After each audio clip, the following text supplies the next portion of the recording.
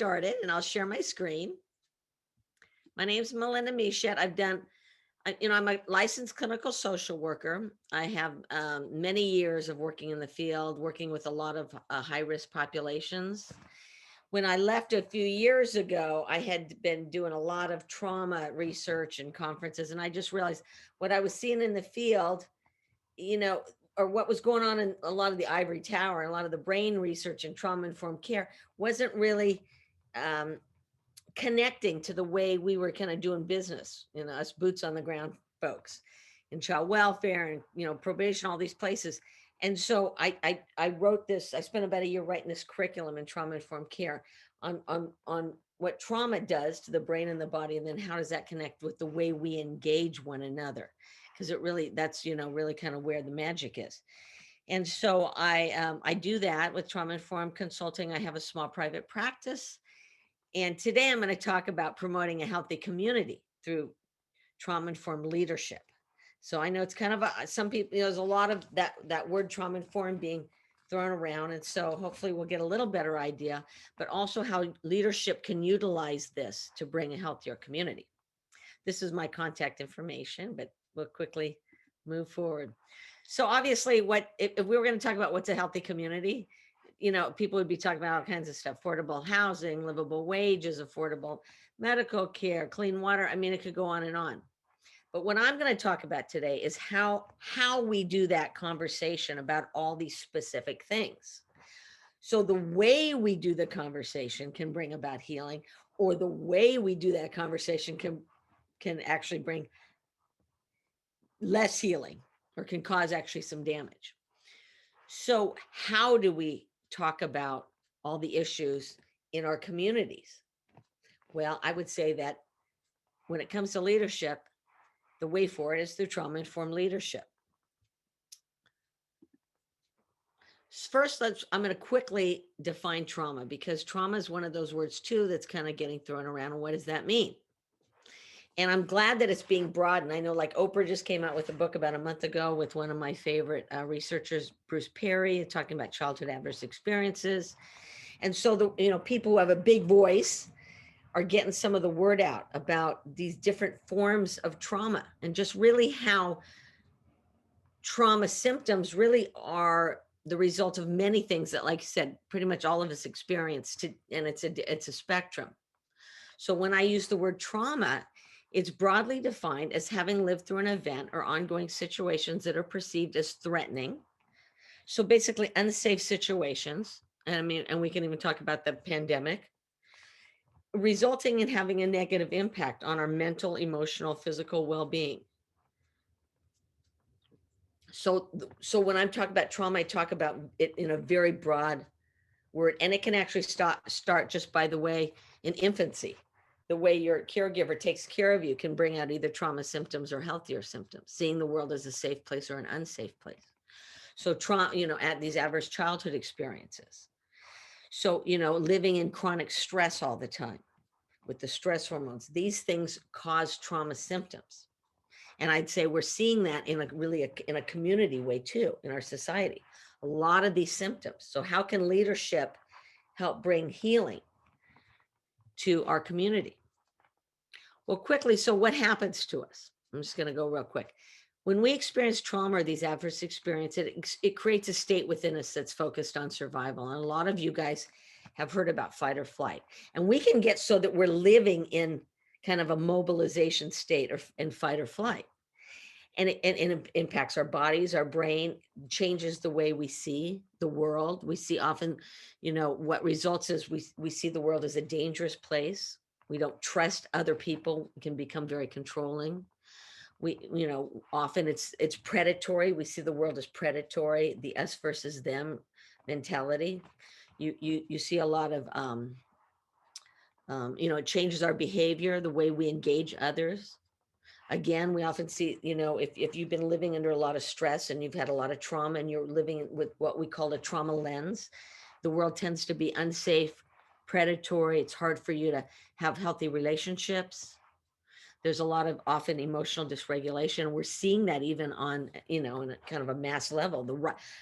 What I think, like homicide, did I read in LA Times last week, up 25%? And I work with some, groups now that deal with gang violence and different violence. I mean, the rise in violence, the rise in kind of the anger and the dysregulation we're seeing, a lot of isolation, loneliness epidemic through the roof, suicide, huge rise in the last 12 years or so, over 30 some percent. So we're seeing, actually, I'd say in a large level, a lot of these trauma symptoms. And there's a lot of then disease too. It really impacts our body. There's, our heart, diabetes. A lot of these come from living under these high stress situations that we always perceive as unsafe. So how do we push, how does leadership utilize their leadership and bring the community to a healthier place? Again, what we're seeing is these negative impact leads to anger, violence, isolation, lack of trust, inability to work communally, disease, illness, abuse, substance abuse, addiction, right? A lot of numbing of our own emotions and others. So how do we bring the community, individuals and community as a whole, into a healthier place? How can leadership do their leading so that we're able to work communally, that we're able to feel safe with one another, so that we are, in a healthier place? First of all, I want to quickly define trauma-informed care. I don't know if a lot of you, this is kind of the hot topic in a lot of social services. They're redoing a lot of the state probation here in LA, things like that, around trauma-informed care. But I don't know that it's getting really translated into the way social people working with others engage others, or the way leadership engages the community as a whole. So trauma-informed care means caring for ourselves and others in a way that considers the pervasive nature of trauma or adverse experiences, but understands trauma and these trauma symptoms, and then promoting relationships, policies, and environments that encourage the healing, encourages social emotional well-being and the resilience that we need in our society for self-sufficiency and communal interaction. So how do they do that? Well, I mean, and you can look this up a lot, and there's a lot of research done on trauma-informed care, but I don't know if anyone's talking about trauma-informed leadership, really, and how leadership can use the trauma-informed principles and these guides in the way we lead. And I think what you'll find is, and from hearing a lot of you guys talk, the way you're doing your leadership and your values are already very much trauma-informed, and you'll be like, yeah, we do that. Because I can tell from being here today, this is my tribe. But so what we do is, and this is easy to find, this graphics from the Center for Disease Control. SAMHSA has a lot of material on trauma-informed care. I don't think they're really talking about it in a way about engagement. It's, the focus that I focused on, or about leadership. But if you want to create healing from traumatized folks, people who have living under a lot of adversity, and I would argue, and if I had another 2 hours, about all the reasons why we are even communally as a group living under high stress and fear and all these different things, and that we're showing symptoms even as a group.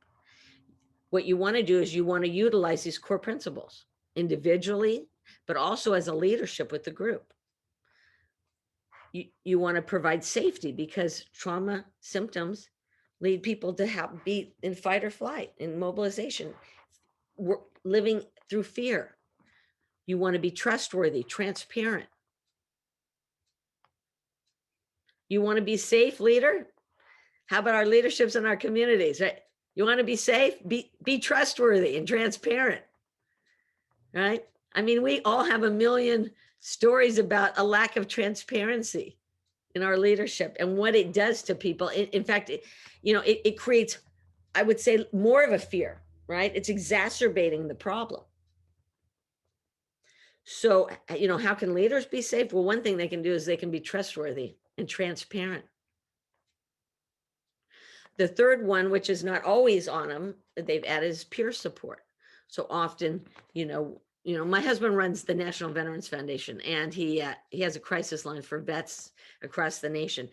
A veteran and their family, they call, you get another vet on the line.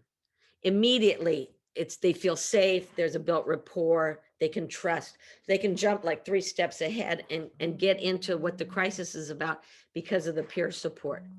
So as much as possible, it's great if we can use, peers, but also it's a mentality, I would say.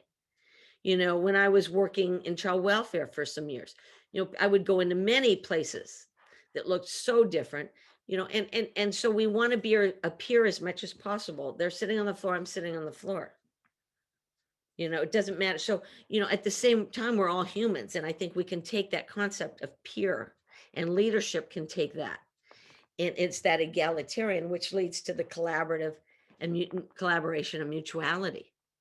You want to bring healing to groups that are in fear, who have trauma symptoms, these adverse experiences that are causing, us to be always on a high stress and mobilized. You lead in a way that's collaborative, that's mutual, egalitarian. That's how you, again, the next one, that's how you empower people. It's not a top-down approach. I know you guys, a lot of you, in fact, the way this is run, is very egalitarian, providing choice. So how do leaders do this? Well, they don't do the top-down approach. What? They bring people in from the community. The community is empowered. The community shares in choice, in that in communal choices. And of course, embracing, the sixth one is embracing the cultural, historical, gender, all the differences that we've talked about. There's a lot more differences. So you want to embrace the diversity in the community. You want to work collaboratively, mutually, giving empowerment and choice within the community, and being trustworthy and transparent.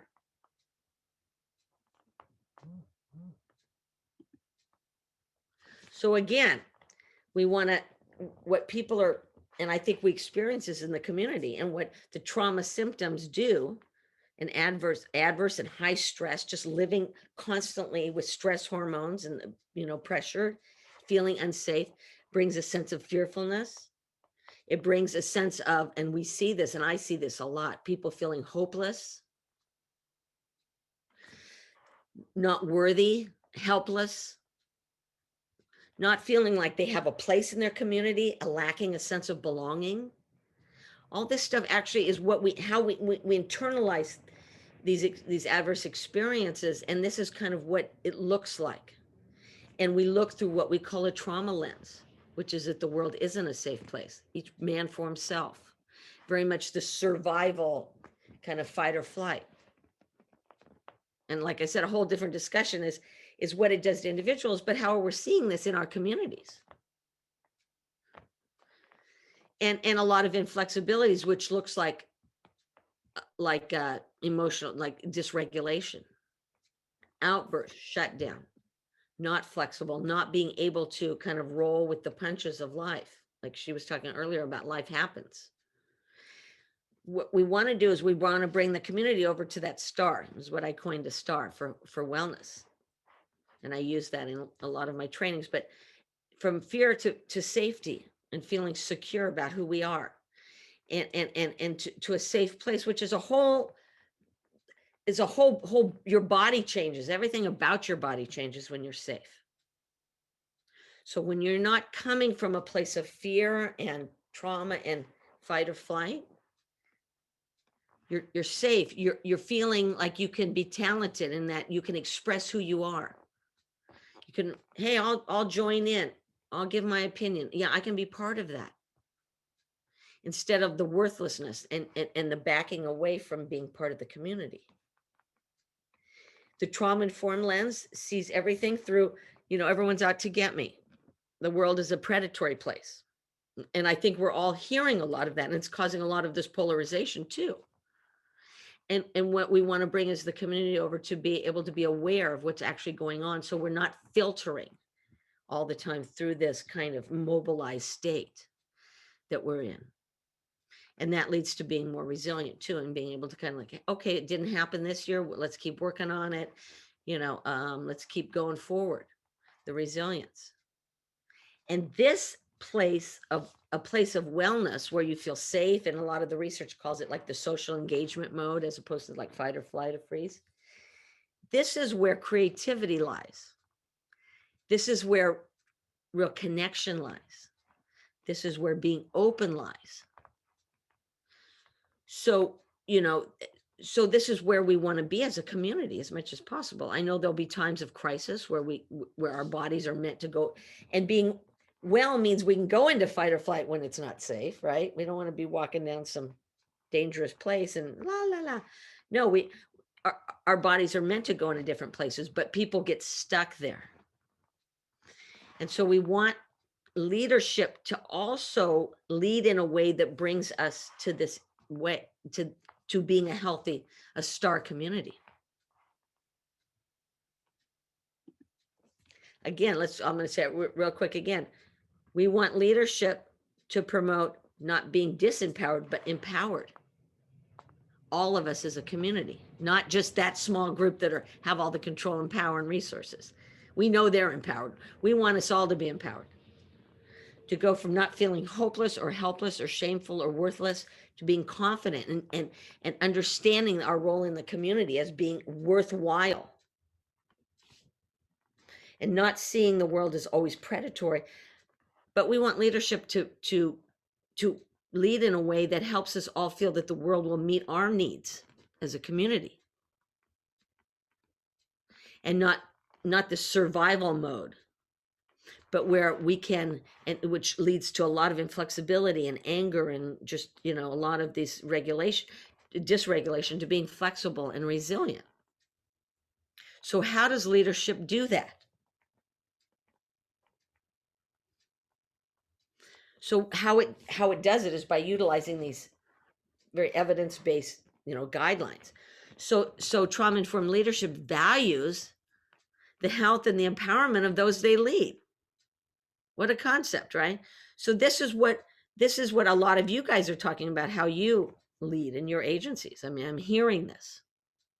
But I think that we see in the world that if we had this as a top priority, right then and there, we would become a healthier community, wouldn't we? So it values the health and the empowerment, and considering what they can do as leaders, and evaluating their position in light of understanding the role that high stress and trauma and violence and this adversity plays in the lives of the individuals in our community, and then changing practice and policy to empower those they lead and bring about self-sufficiency and well-being through empathic and strength-based partnering, the collaborative, utilizing these core principles of trauma-informed care. So trauma-informed leaders, to be more concrete, embrace transparency and trustworthiness. Now, if you really that's like a whole thesis right there, right? So if we could just really flesh out what that would look like for leaders to be transparent and trustworthy, and where does that go in our agencies, but in our communities, right? That's what trauma-informed leadership means. So you're respecting the community. They're part of it. It's a collaborative thing. They empathically attune. They listen to those that they lead.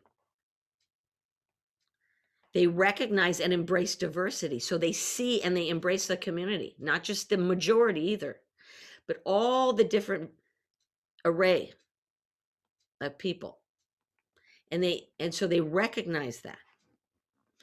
And then they encourage collaboration, so they share power in the community. And if we really think about it, to be transparent, to be listeners, to embrace the diversity, and then share in the power. And that's trauma-informed leadership. And so the way we do our discussions about affordable wages, about medical, about if it's the way they lead, if they could have all those discussions with this kind of leadership, that's what we want, because just this kind of leadership brings about a healing and a safe place for people.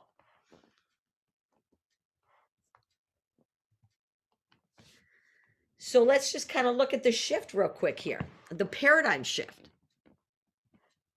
from traditional leadership And in many ways, in many areas, they're talking about trauma-informed care, but in many areas of leadership, we're going the opposite way. It's like, so it's crazy. There's all this stuff we're seeing that's bumping up against each other. In traditional, the core principles are lacking. They're not power sharing. They're not being transparent. It's very top down. They decide who's the expert, and that's the person. Oh, by the way, we're bringing someone in. Oh, they've never been to our community. Oh, yeah, they live someone really far, and they've never even led a school system. Yeah, they're going to be the expert, right? I mean, you guys all could give me like a million examples of this. And all of a sudden, they're the expert. And by the way, we're going to go in the little closet over here. We're going to talk about the money we have with our experts and decide what we're going to do. And y'all won't really be knowing about it. That's the kind of the traditional approach.